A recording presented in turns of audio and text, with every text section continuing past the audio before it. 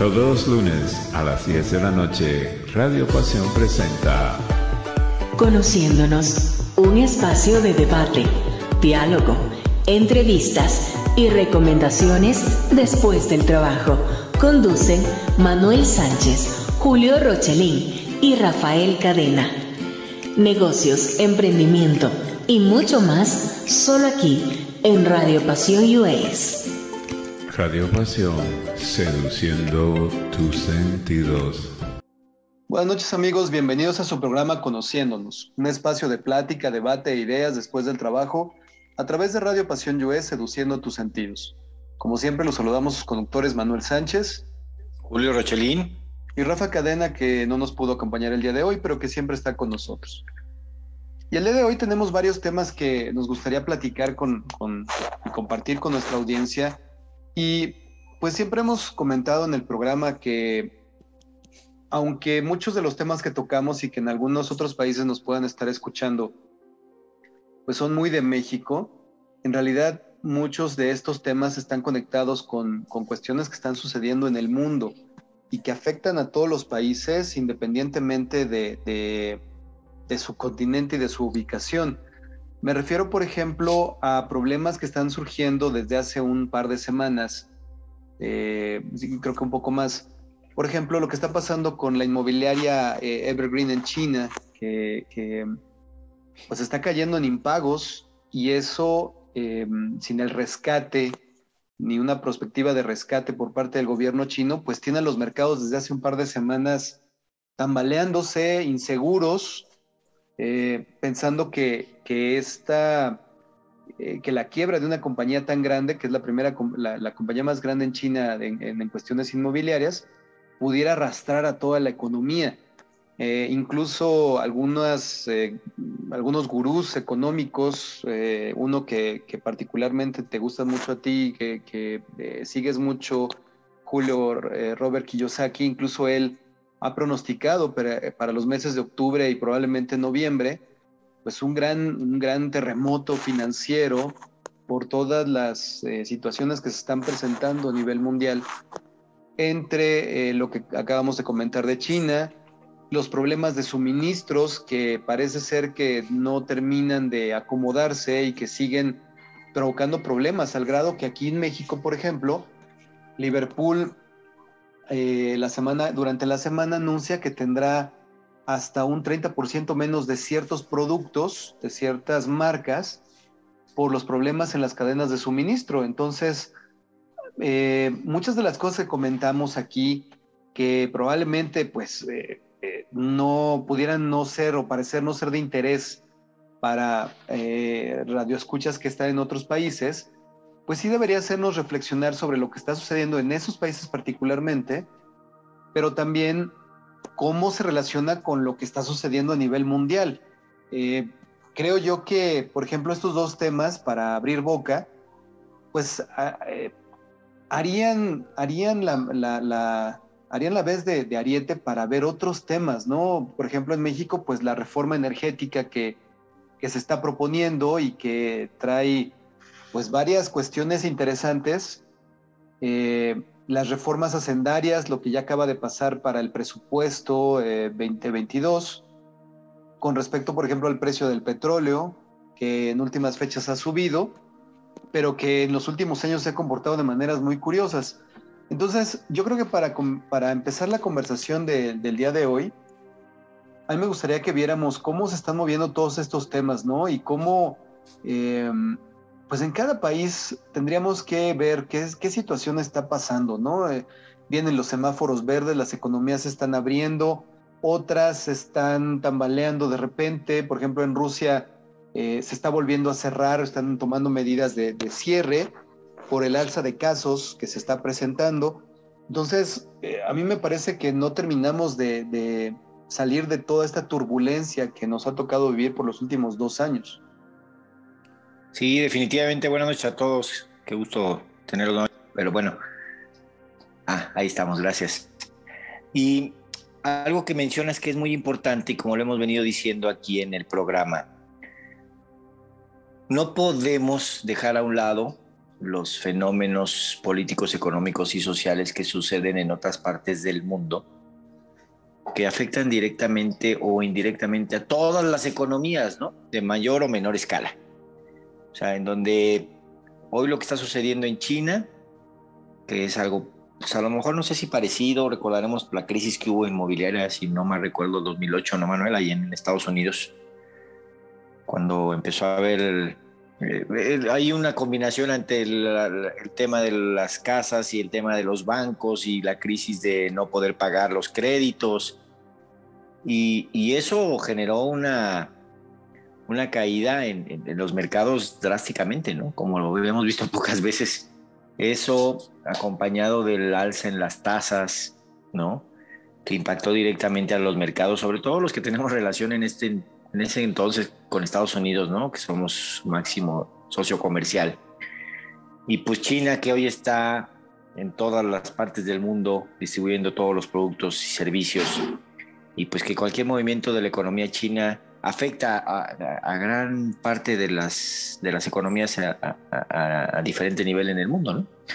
¿Y por qué lo menciono así? Porque lo hemos dicho muchas veces, o sea, siempre tenemos que estar al pendiente de todo lo que sucede en el mundo para poder entender y de alguna manera un poco anticiparnos, poder pensar qué es lo que va a suceder en el corto, mediano y largo plazo sobre situaciones como las que están presentando, ¿no? Ahorita con lo que hablábamos de que están cerrados pues, todavía la distribución en los puertos de China de muchos productos y servicios, ¿no? Considerando que China pues, es el productor del 25 o 30% de toda la producción en el mundo, de todos los productos que se generan en este país, en esta economía. Pues, imagínense el impacto que tiene, como bien decías, en la cadena de suministros, ¿no? A diferentes niveles sobre todo la industria textil. Ahorita hablabas el tema de Liverpool, y pues sí, ciertamente, ¿no? Hay mucha escasez en el mundo, cosa que no se ha vivido nunca en la historia de la humanidad, seguramente, no sé, pero con todo esto que está pasando, estar muy al pendiente de lo que puede llegar a pasar. O sea, ¿qué podríamos empezar a vivir? Sin duda, este tema financiero pues también refuerza mucho la parte política y de relación que existe entre Estados Unidos y China. Que creo que pues Estados Unidos hoy se siente de alguna manera pues podrá sentirse a lo mejor contento, no sé si llamarle contento, o podrá sentirse a gusto con que le esté sucediendo esto a China, ¿no?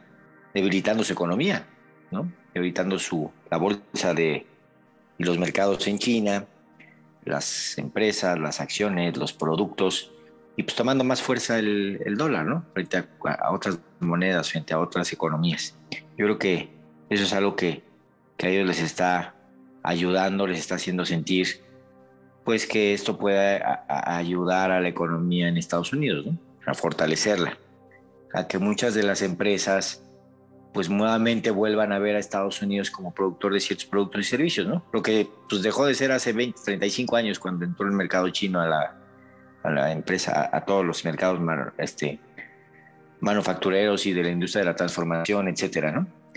Pero bueno, va más allá de eso. O sea, si consideramos que decía que China pues, es el productor de 25, 30% de toda la producción en el mundo, de todo lo que se nos ocurra.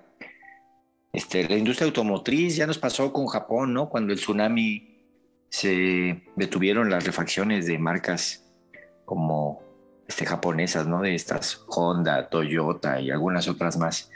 Seguramente va a pasar ahorita lo mismo con algunas marcas, donde la mayoría de las partes o de las autopartes pues, se producen en China, ¿no? Y eso pues va a tener un impacto económico nuevamente en la industria automotriz, o sea, nuevamente en la cadena de suministros, en muchas otras cosas, ¿no? Y al tener ese impacto, yo especialmente lo veo en el tema de la parte de seguros, pues que se encarecen los costos, tienen que subir el costo de los seguros, de la mano de obra, del poder traer refacciones de otros países. Eso encarece las primas en los seguros y el costo de las reparaciones, por poner un ejemplo, ¿no? Lo mismo pasaría con las agencias de autos, con los talleres, con muchas otras cosas.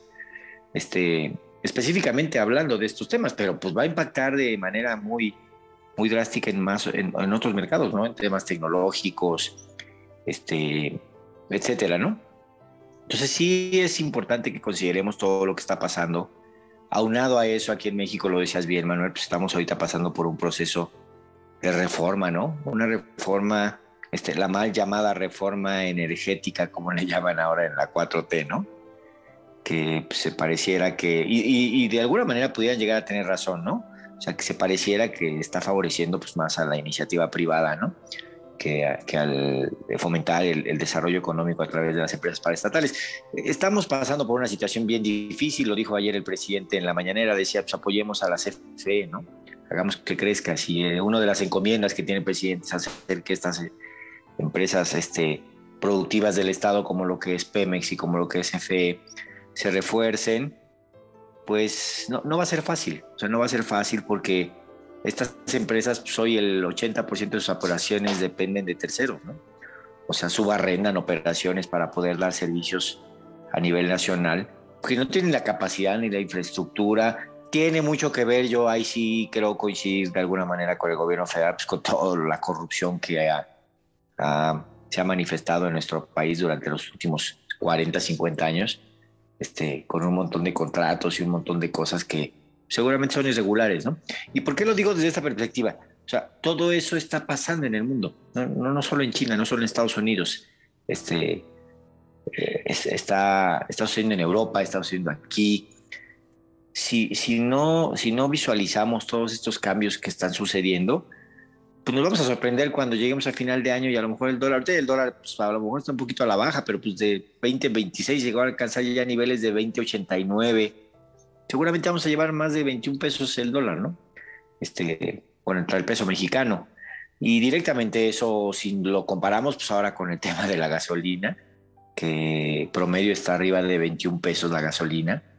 Siguen aplicando el tema del subsidio, pero ahorita vamos a hablar más adelante seguramente del paquete económico que se liberó ahora con el presupuesto por parte de la Cámara de Diputados, donde se decía de un dólar controlado de cerca de los 20 pesos, ¿no? Pero pues ahora la oposición, ¿no? Todos los contrarios a Morena y en la Cámara decían pues que eso es una mentira, ¿no? O sea, es difícil que eso vaya a suceder. Igual el precio del petróleo, ¿no?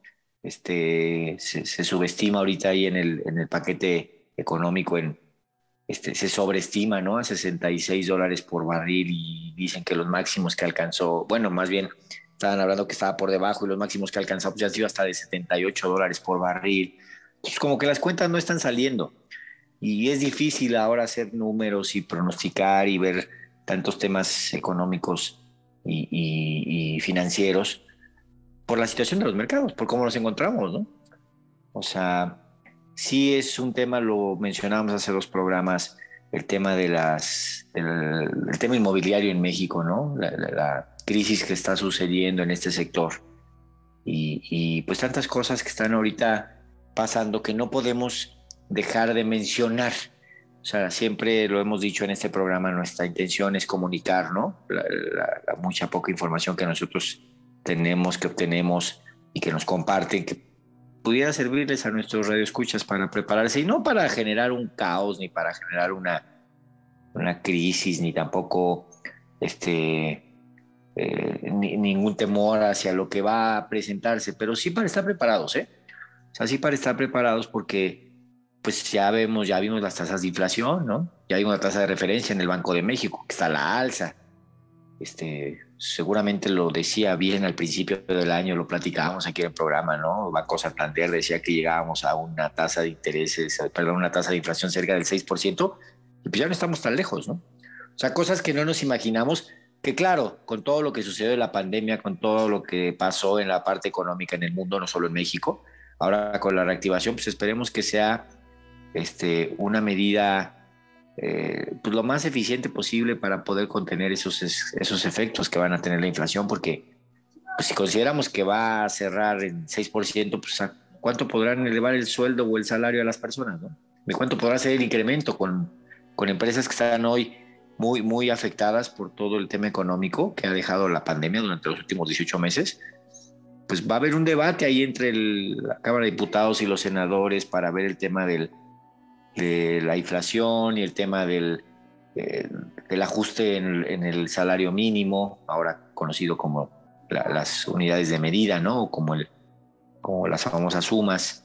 ¿Dónde va un punto medio, ¿no? Un justo medio donde todos podamos tener un cierto equilibrio? Va a ser muy complicado. O sea, preparémonos para un año, seguramente un cierre de año mucho más complejo que el del año pasado, ¿no?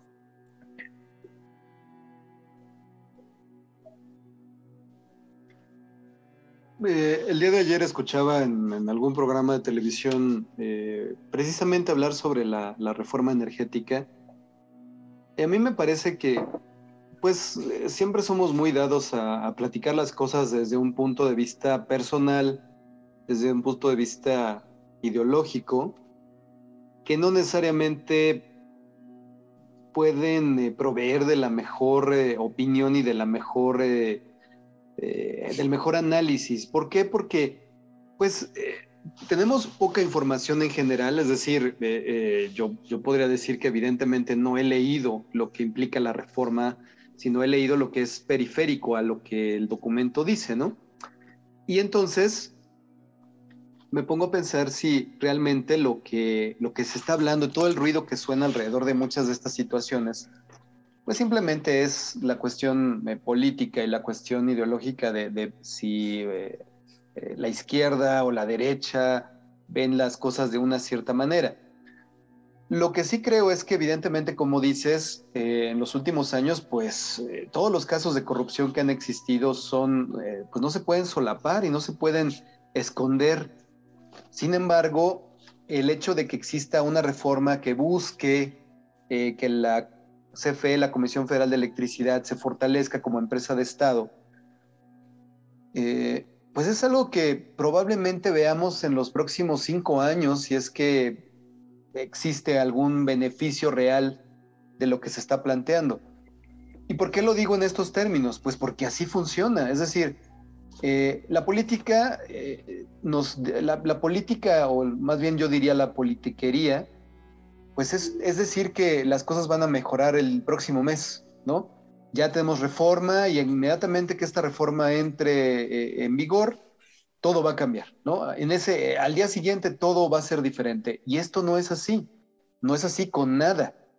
Todas las cosas, todos los procesos que ha iniciado este gobierno, pues tienen un tiempo en el que tienen que verse si funcionan, si no funcionan, cuáles son los resultados y de qué manera van a funcionar posteriormente a un análisis. Creo que el problema de muchas de estas situaciones es quedarse enfrascado en el debate ideológico, ¿no? De si va a privatizar o no va a privatizar, o que si las energías limpias, en realidad me parece, como decías, pues está bien si es que quieren fortalecer una empresa de Estado. La cuestión es que históricamente las empresas de Estado, pues en este país al menos y en otros países, pues han dado resultados, vaya, podríamos hablar aquí de Pemex, ¿no? Aunque Pemex también ha sido atacada evidentemente por corrupción, malas decisiones y demás. No podemos polarizarlo en ese sentido. Lo que sí creo es que las empresas paraestatales siempre han dado resultados bastante bastante mediocres en términos de lo que es servicio, en términos de lo que es la producción de lo que les corresponde. Y entonces vienen estos procesos privatizadores que obviamente a la izquierda le son tan criticables, pero es un ciclo. Entonces se busca fortalecer las empresas de Estado para que luego, después de cierto tiempo, se vea que no funcionó el modelo, entren otros gobiernos con otras ideologías que busquen ahora moverlas otra vez al sector privado, o que la participación privada sea mayor. Y entonces, realmente lo que esta reforma plantee, pues no es garantía de que dentro de 5 años o dentro de 10 años esto siga funcionando de ese modo. Y creo que lo que yo escuchaba en este programa era la visión a corto plazo de, sí, la reforma va a hacer que todo sea piso parejo, que ya los particulares y las empresas estas paguen, ¿no? Con esta idea de que Oxxo paga más que, una casa Mexicana paga más luz que Oxxo. Estas simplificaciones, sobresimplificación de las cosas, hace que realmente no entendamos cómo funciona y cómo va a funcionar. Entonces, a mí me parece que, pensando en términos de lo que hemos platicado muchas veces en este programa, no nada más es ver y vivir en lo que debería ser, sino vivir en lo que está pasando, lo que implica lo que esta reforma, lo que el presupuesto del próximo año implica para el país. Este sexenio va a la mitad y algunas obras van avanzando, otras no avanzan. Algunos programas apenas se puede ver algunos resultados de lo que implica el programa, por ejemplo, las pensiones para adultos mayores y demás. En cuestión de salud, la desorganización es lo que ha marcado todo la cuestión del seguro popular cuando se sustituye por el INSABI, todo este desabasto de medicamentos que incluso esta misma semana una senadora que también es muy famosa por haber participado también en el programa de Shark Tank, Patricia Armendariz, pues se suelta en Twitter a pedir pruebas de los desabastos de medicinas, ¿no? Y esto pues resulta contraproducente en términos de lo que le responden, cuando evidentemente tú no puedes simplificar una cuestión que históricamente ha sido así.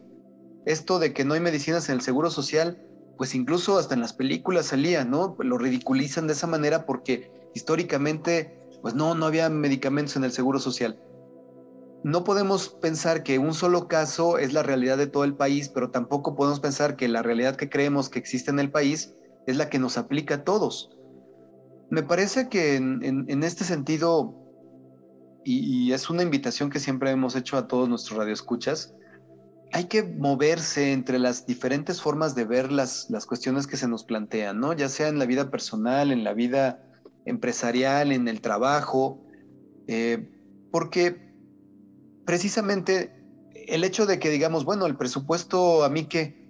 Pues es que ese presupuesto implica dinero para salud, dinero para educación, dinero para obras públicas, y pues si uno vive en ese país, en este caso nosotros que vivimos en México, pues evidentemente va a tener un impacto en lo que tú hagas, ¿no? En tu vida cotidiana.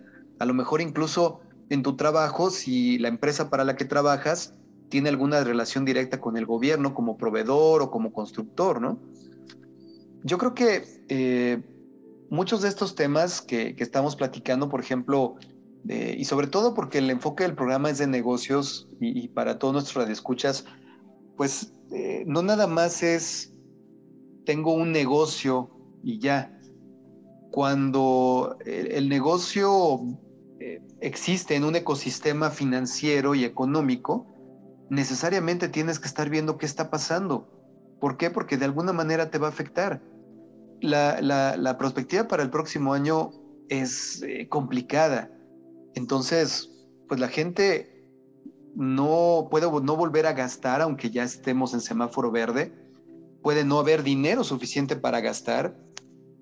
No sabemos realmente cómo se van a comportar ciertas variables económicas, a pesar de que se hagan pronósticos. Y como dices, necesitamos estar preparados. Es decir, volvemos a lo mismo. Tenemos un año incierto por delante. Ya se acabó estamos preparados, tenemos un ahorro para sobrevivir si en algún momento dado perdemos el trabajo o nuestro negocio cierra. Ya lo hicimos durante este último año. Contratamos un seguro de gastos médicos por cualquier cosa que pudiera sucedernos. Vimos cómo manejar de mejor manera el flujo de efectivo en nuestro negocio para poder sobrellevar situaciones como las que hemos pasado, adaptarnos a estos cambios que se dieron y que a pesar del semáforo verde muchas cosas van a permanecer como hasta ahora. Y esas preguntas creo que deberían estar constantemente en nuestra cabeza, estar reflexionando constantemente sobre qué está pasando, cómo me voy a mover a nivel micro, es decir, en mi entorno personal y de negocios, y cómo se está moviendo al nivel macro, ¿no? Si nosotros dependíamos de vender ropa que viene, por ejemplo, en pacas, o que incluso en esos mercados, va a haber un impacto. ¿Por qué? Porque muchas de las cosas que se venden en un tianguis son chinas.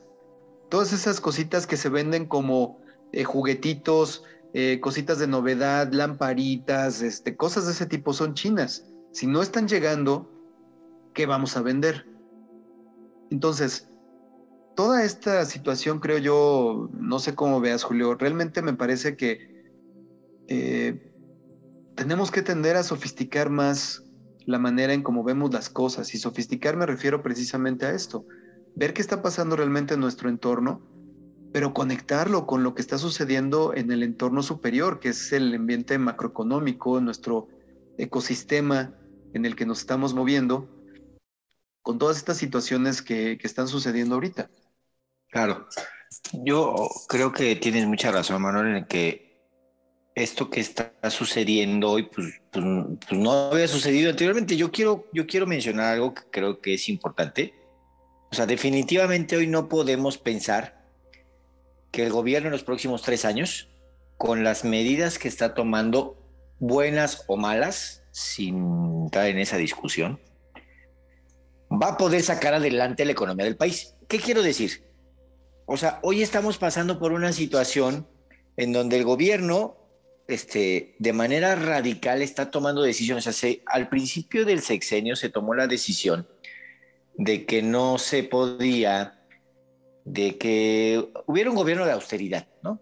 Y ese gobierno de austeridad se refería a que bajara la cantidad de trabajadores en el aparato burocrático, ¿no? Entonces, se liquidaron a más de 5,000, 6,000 personas, si no mal recuerdo. Hubo medidas que se tomaron, sobre todo aquí en el gobierno, en los diferentes niveles federales y en el gobierno de la Ciudad de México, muy enfocados a la austeridad. Pero hoy, con todo lo que está pasando, esto de empezar a crear institutos como lo que es el INSABI, el banco para se me fue el nombre, el banco para, pues que este banco que está creando el gobierno federal. Banco del Bienestar. El del Bienestar, muchísimas gracias. Y los proyectos adicionales, porque pues traen lo de la obra del Tren Maya, la obra de la refinería, que ha habido problemas, así ha aparecido en las noticias últimas 2 semanas, ¿no? Que los trabajadores no están de acuerdo, que no se les paga, etcétera, etcétera. O sea, tantas cosas que están sucediendo hoy con el gobierno, nos hemos dado cuenta de que no podemos llegar a pensar que el gobierno va a venir a resolver todo, ¿no? Estamos pasando por una transición, o sea, bien lo dijiste, el proceso de cambio a través de la 4T, de la nueva ideología, de la nueva forma de gobierno, pues por lo menos va a llevar este sexenio, ¿no? Tratar de entender todavía por dónde moverse, qué hacer, qué palancas mover. Y yo me atrevo a pensar que esto más está por parte del gobierno, está más de cara hacia tratar de lograr la candidatura y la reelección, ¿no? O bueno, no la reelección, sino ganar nuevamente las elecciones del 2028, ¿no? Y ahí es un tema, o sea, el 2027, perdón. Ahí es un tema donde nosotros nos estamos perdiendo como ciudadanos. O sea, lo decías muy bien. A ver, ¿qué estoy haciendo hoy, desde lo que me corresponde, para hacer un consumo responsable de bienes y servicios? ¿Qué estoy haciendo? Estoy haciendo un presupuesto, estoy viendo cómo se está moviendo la inflación, la canasta básica, estoy ajustando algunos presupuestos en mi casa, estoy tomando medidas de prevención para considerar que puede llegar a suceder una crisis en China, en Estados Unidos, que nos afecte directamente. ¿Estoy haciendo eso? ¿O sigo pensando en comprarme el carro, en cambiar de casa, en adquirir un crédito, en la ropa, en el iPhone 20 no sé qué Plus, en todo ese tipo de cosas que a lo único que nos van a llevar es que si se presenta una crisis, va a maximizar el problema económico de la crisis, ¿no? Y yo sí le pediría a nuestro auditorio que hiciéramos esta reflexión. O sea, tenemos que pensar que la situación económica que nos dejó la pandemia no ha terminado. Por otro lado, está la asignación del presupuesto que acaban de liberar, lo decíamos, la reforma energética, que es uno de los puntos más relevantes, yo creo que de esta administración, se dijo desde un principio, ¿no?, que se iba a echar para atrás tanto la reforma educativa como la reforma energética. La reforma educativa, con todo lo que ha pasado ahorita de la pandemia, seguramente no ha tenido tanto impacto con el nuevo modelo educativo, ¿no?, cómo funcionan las clases ahora. Pero sin lugar a dudas, la reforma energética es todo un tema, ¿no? Y es un tema muy impactante porque pues sale a representar más del 20-30% del Producto Interno Bruto, todo lo que ahí se genera, ¿no? Es un tema bien relevante que no podemos dejar de considerar, porque pareciera que eso a nosotros nos impacta. Definitivamente sí nos impacta, va a aumentar el costo del gas, de la luz, del gas LP, la gasolina. Veníamos de un proceso en donde se había considerado por parte del gobierno federal en los sexenios anteriores, sobre todo en la administración pasada con Peña Nieto, liberar, a generar una libre competencia para poder distribuir el combustible, ¿no? Entonces, pues, se crearon las empresas privadas con permisos y regulación a través de la CRE para poder distribuir el combustible. Y de pronto entra este gobierno y lo primero que sucedió fue atacar el tema del huachicoleo. En vez de tomar medidas, pues, con una, pues, de cara hacia encontrar primero dónde estaba el problema, ¿no? En donde, entonces, hay una crisis, empieza a haber pánico para la compra de combustible. Y eso genera la caída de otros mercados en automático e impacta directamente en el precio de los productos y de la canasta básica. O sea, es ahí donde yo digo que tenemos que entender que el gobierno hoy está actuando de alguna manera por principios, por vocación, por creencias, por valores que a ellos les determinan tomar ese tipo de decisiones, ¿no? Pueden o no ser las más adecuadas, lo decía. Y con todo esto que se va a venir, pues ahora imagínense el privatizar, bueno, no, más bien el tomar control nuevamente de las operaciones energéticas del petróleo a través de Pemex, de la luz a través de CFE, siendo que hay otras empresas que trabajan de manera indirecta para estas empresas. Pues obviamente alguien tiene que hacer ese trabajo, entonces hay que contratar más gente. No se puede hacer con la cantidad de gente que hoy lo están haciendo, y sobre todo porque ahí entran otros temas que también han sido, desde mi punto de vista y a mi parecer, de manera muy humilde, un cáncer en esta sociedad, que son los sindicatos, ¿no? Entonces, de pronto entran los sindicatos de todas estas organizaciones, aprovecharse de que se está presentando la coyuntura en este momento para poder contratar más gente y sindicalizar y tomar más fuerza, porque el sindicato está viendo por sus intereses, no está viendo por los de la empresa ni por los del sector. Y pues ya nos pasó con Romero Deschamps, el poder que tenía el señor, y bueno, pues creo que sigue libre, ¿no? O con Lozoya, que después del caso de Obredech, seguimos discutiendo ese tema, ¿no? Y seguimos apostándole a Pemex, cuando es la empresa del gobierno que más deuda tiene. Entonces, es ahí donde creo que existen ciertas incongruencias que nosotros debemos de considerar, que inclusive no está en nuestras manos que el gobierno tome otras decisiones. Desafortunadamente, lo quiero decir de una manera muy, muy respetuosa.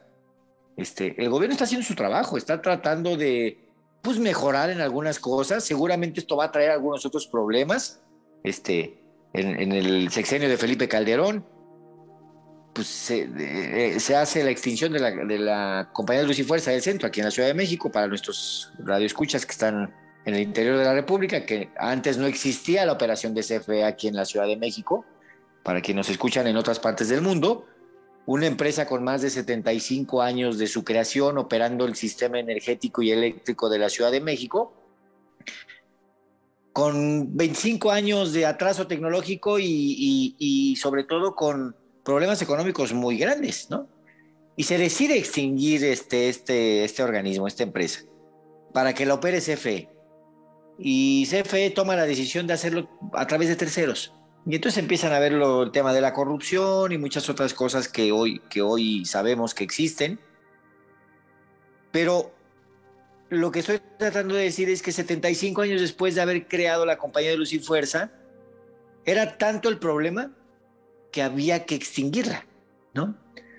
Y yo creo que lo mismo va a pasar en 30, 40 años con CFE o con el Instituto Mexicano del Seguro Social o con el ISSSTE o con algunas otras empresas del sector público, organizaciones del sector público, que lejos de ayudar se convierten en un gasto, incrementan el tema del presupuesto de ingresos que necesitamos para poder mantener estas instituciones, y vaya a tener eso un impacto en temas fiscales para nosotros los contribuyentes más adelante. Son cosas que uno visualiza desde su experiencia, ¿no? O sea, decir, oye, tenemos que darnos cuenta que esto va a suceder, pero tenemos que prepararnos en el corto, mediano y largo plazo.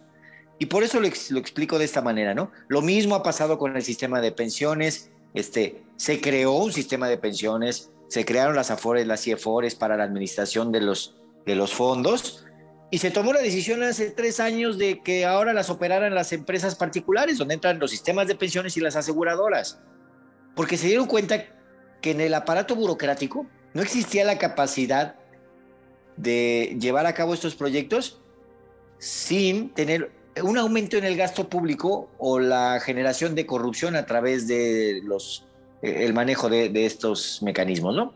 Entonces, eso es ahí lo que yo quería comentar, Manuel. Y ahí me gustaría pues también escuchar tu punto de vista, ¿no? Algo que mencionaste ahorita y que creo que es el punto a lo que me refería en mi plática anterior, mi comentario anterior, es precisamente esta idea de ver qué capacidad tenemos realmente de hacer las cosas. Ahorita, por ejemplo, viene incluido en la reforma energética la cuestión del litio. No sé si realmente, y lo veía en este programa, que no diré su nombre, pero lo veía en este programa porque era la visión del corto plazo de, bueno, ya el litio es nuestro. Muy bien, está muy bien que sea de México, ¿no? Perfecto. ¿Y qué vamos a hacer con eso? Es decir, ¿dónde está el plan para que en los próximos 5 años, porque el litio es un mineral que ya se está utilizando en este momento para algo que ya está sucediendo, que son carros eléctricos, baterías basadas en el litio? Eso ya está pasando, no es algo que va a pasar en los próximos 10 años o en los próximos 5, es algo que está pasando en este momento.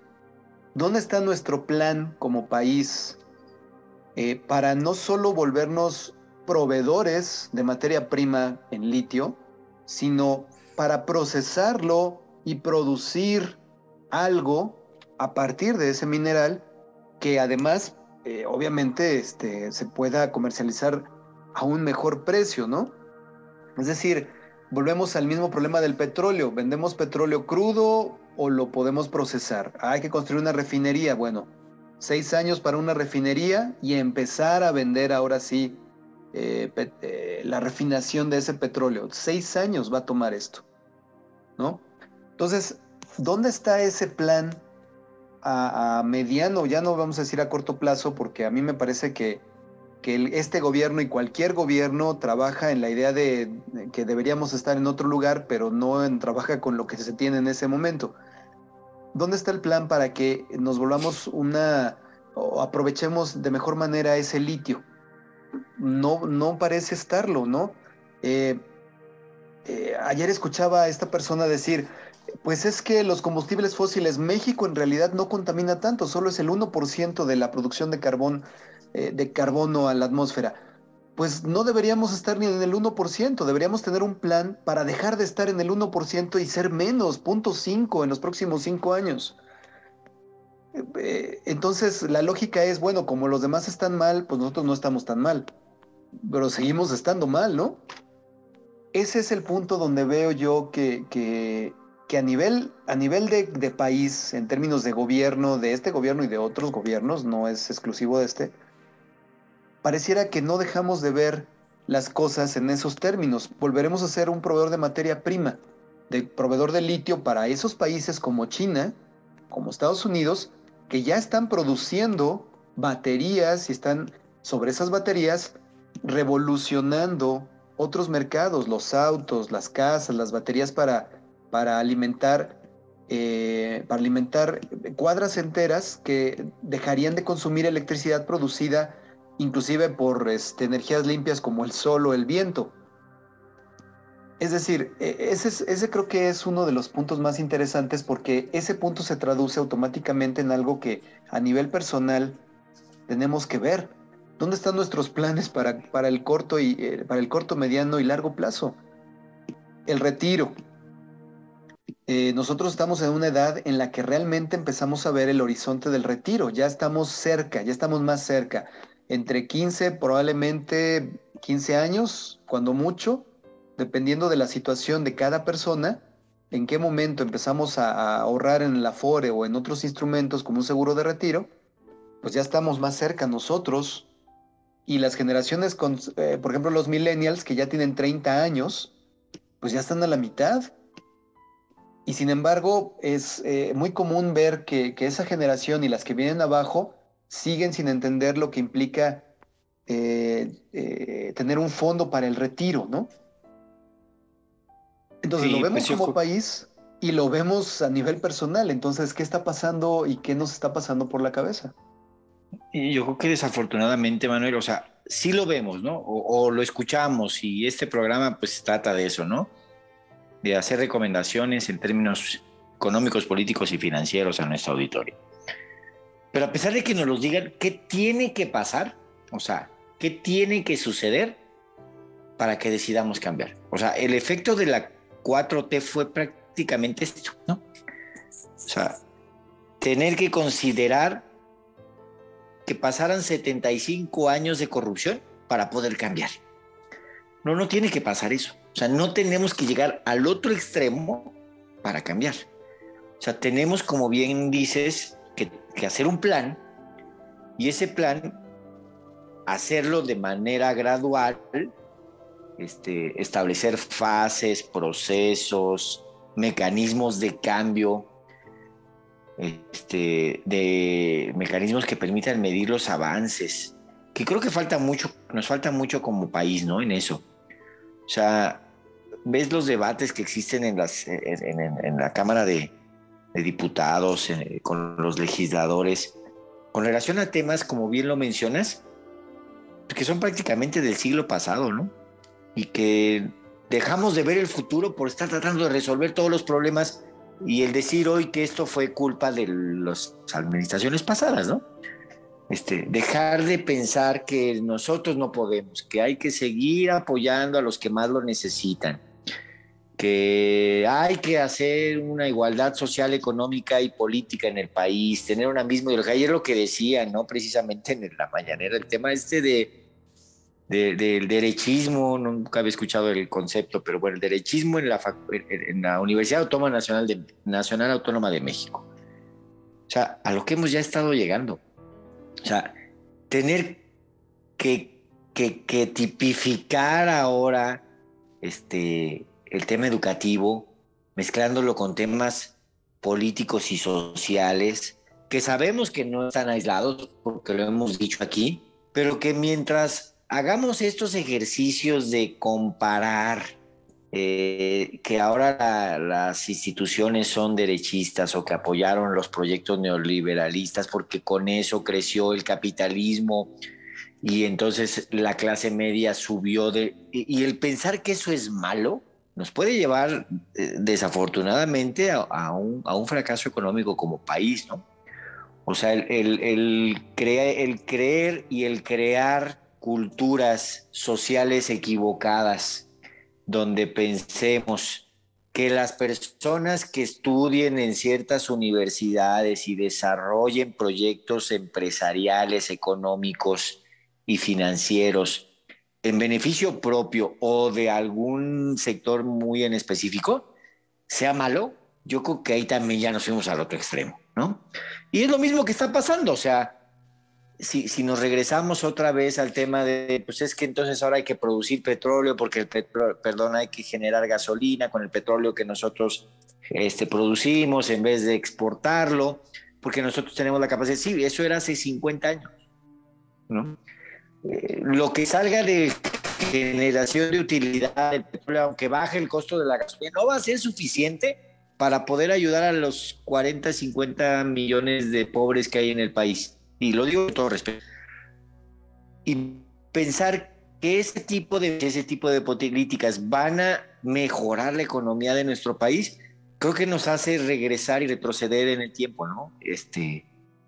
Ya lo habíamos vivido, o sea, con Echeverría, con Díaz Ordaz, donde pues todo el tema de la privatización, del manejo del petróleo, o sea, pues estamos cayendo otra vez en lo mismo, ¿no? Creo que ahí es donde tenemos que poner un enfoque, lo digo como de manera muy personal, donde tenemos que tener un enfoque mucho más global, o sea, ver qué están haciendo otros países, cómo lo hizo China para terminar el tema de la pandemia, ¿no? O sea, cómo lo hicieron países como Estados Unidos, cómo lo hicieron otros países donde utilizaron tecnologías en vez de estar debatiendo que si el presupuesto lo ocupamos para la obra pública, no, a ver, se decidió por parte, sí, claro, es una lucha de poder en la Cámara, ¿no? Con los senadores con respecto a este tema, pero a final de cuentas todo se resuelve en el beneficio de la gente, o sea, aprovecharon el dinero en países como Estados Unidos para vacunar a más personas. Digo, hoy hasta le sobran vacunas, ¿no? Es todo un tema, ese tema que creo que no estuvo bien, pero bueno, a diferencia de lo que nos está pasando en México, ¿no? Sí, algo muy interesante que pasó esta semana y que ha estado sucediendo porque a mí me parece que el presidente aquí en México me platicaba con algunas personas cómo es que mantenía ese rating de aprobación tan alto a pesar de que muchas situaciones en el país pues se veían complicadas, ¿no? Como para decir, oye, ¿cómo es posible que el presidente mantenga aprobación arriba del 60% o del 50 y tantos cuando hay tanta gente falleciendo por la pandemia, hay tantas situaciones económicas, violencia, delincuencia y demás? Pues a mí me parece que ha sido un ejercicio de reflexión sobre estas encuestas y lo que están reflejando. También tiene que ver que el presidente se trata de mantener vigente en todo tema, ¿no? O sea, hay que estar politizando los temas, aunque diga que no. Pero, por ejemplo, este comentario sobre la UNAM, pues es precisamente un comentario político, ¿no? Hablar de que una institución que tradicionalmente siempre ha estado inclinada hacia la izquierda, en términos incluso de la formación de la misma universidad, desde hace 60 años, pues es politizar algo para poder mantenerse vigente en la conversación. Entonces, primero fue con la Organización Mundial de la Salud, algo que la Organización Mundial de la Salud ni siquiera tenía en el radar, pero eso lo mantiene vigente, ¿no? Lo mantiene en su base política como alguien que está haciendo algo, ¿no? Que se está moviendo, que está haciendo por México. Independientemente de esto, me parece que precisamente lo que sugerimos siempre en este programa es, independientemente de esa ideología o de la ideología que tengamos cada uno, tenemos que desarrollar ese pensamiento crítico hacia las cosas. No dudo, y yo he tenido algunas experiencias en términos de trabajos y proyectos que he realizado con investigadores, donde muchas veces no sabemos cómo clasificar un proyecto técnico en una cuestión que de repente ahora es derecha o izquierda, ¿no? Es un proyecto técnico. No, un proyecto técnico no necesariamente tiene que tener un sesgo político. Simplemente es un proyecto que se tiene que realizar de cierta manera para que pueda llegar a su conclusión. Pero es mejor o es políticamente más rentable decir que ese proyecto tenía tintes de derecha, ¿no? O para la oposición decir que es populista, cuando en realidad es un proyecto técnico que está dirigido a resolver un problema muy específico que muchas veces es precisamente en beneficio de la población. Creo yo que aquí lo que mencionas es muy importante, pero tiene que partir de nosotros, tiene que partir del hecho de meditar las cosas que escuchamos y decir realmente, oye, bueno, es posible que en la UNAM exista esta cuestión de que sirvan a intereses y proyectos neoliberales, bueno, es probable que sí, pero en general la universidad, pues si algo se ha destacado es precisamente por estar precisamente al lado de las causas populares, ¿no? Es decir, muchas cosas no podemos simplemente tomarlas así, hay que reflexionarlas. Y esto implica todo lo que hemos ahorita platicado, muchas de las cosas que has comentado son precisamente en ese sentido. Hablar de las clases medias, pues es como hablar ahora que salió la cuestión esta de los Panama Papers y el escándalo grande, cuando se ve dónde viven las personas que realmente tienen su dinero en estos paraísos offshore, pues no es ni siquiera es en la colonia Benito, en la delegación Benito Juárez, ¿no? Que ha sido a veces tan vilipendiada ahora por el presidente, con esta cuestión de la clase media arribista. No está ahí ese dinero. Estás hablando de millones de dólares que se ubican en San Pedro Garza García, en Nuevo León, en la zona conurbada de Monterrey, que es el municipio más rico de toda América Latina. El país. Del país. Se ubican en las lomas, ¿no? En Polanco. Entonces, cuando hablan de una clase media aspiracionista, pues no sé a quién realmente se refiere. A las personas que viven en unidades habitacionales que cuentan con un auto, que tienen un trabajo y que su hijo puede o no ir a una escuela particular u oficial, que están por encima de la línea de la pobreza, pues esa es una clase media. Supongo que esa clase media ¿cómo esa clase media se va a comparar con las personas que están en esos paraísos fiscales, ¿no? O que viven en otras regiones del país donde, pues a lo mejor el nivel de vida es diferente. Estas generalizaciones, que son políticamente muy rentables, pues para nosotros deberían ser objeto de cuestionamiento y de decir, bueno, ¿dónde está realmente el problema que está mencionando, no? No, a lo mejor no está hablando ni siquiera de nosotros y nos estamos enojando, pero a lo mejor ya nos incluyó en ese paquete. Creo yo ahorita que nos estamos acercando al final del programa, mucho de lo que estamos platicando y es el espíritu del programa como tal, pues es esta plática, ¿no? De ver estos aspectos que están sucediendo, comentarlos y finalmente invitar a nuestra audiencia a que forme su propio juicio sobre las situaciones, pero ese juicio que sea un poco más informado, más reflexionado, antes de que tenga un impacto en las decisiones que va a tomar, que creo que al final de cuentas es lo importante de platicar las cosas, ¿no? Claro, definitivamente. Y bueno, pues de esto también desprende lo que habíamos comentado en un principio, o sea, viene un proceso en el cual se va a evaluar el desempeño del presidente a través de una encuesta, una votación donde se evalúe si el tema de la revocación del mandato, si continúa o no continúa. Pero pues como bien lo dices, pues todo tiene un tema político, ¿no? O sea, ¿en qué momento debiese de suceder este periodo de evaluación para la revocación del mandato? Cuando suceda ¿qué? O sea, para efectos de que hoy el partido oligárquico o el partido que cuenta con la mayoría en el Senado, en la Cámara y en los gobiernos de todos los niveles, que en este caso es Morena,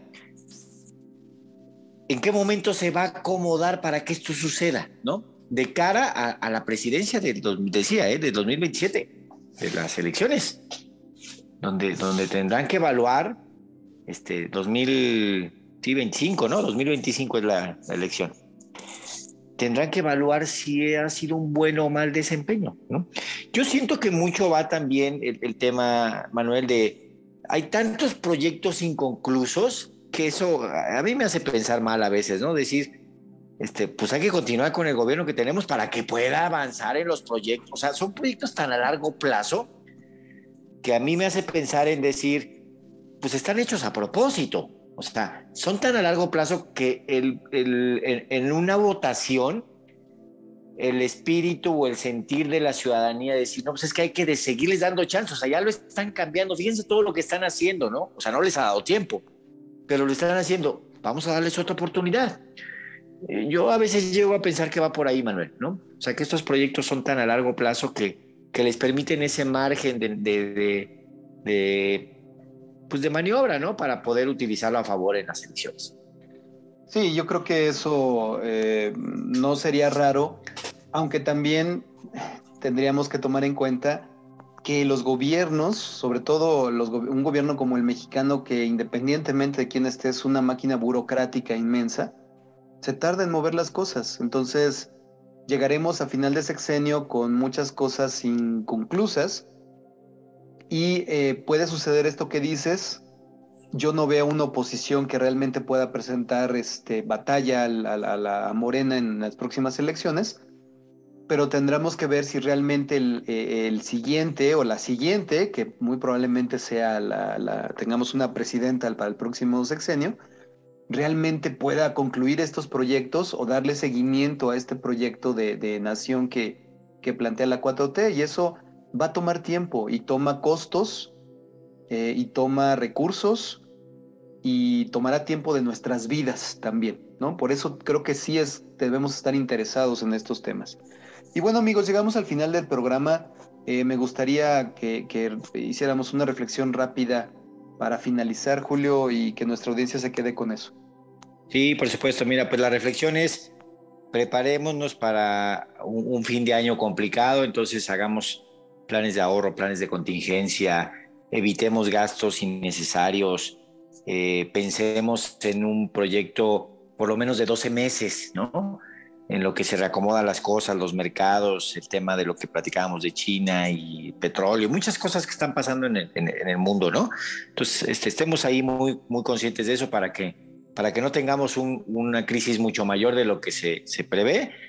No quiero generar, insisto, pánico. Lo único que estoy diciendo es que estemos preparados para una situación complicada.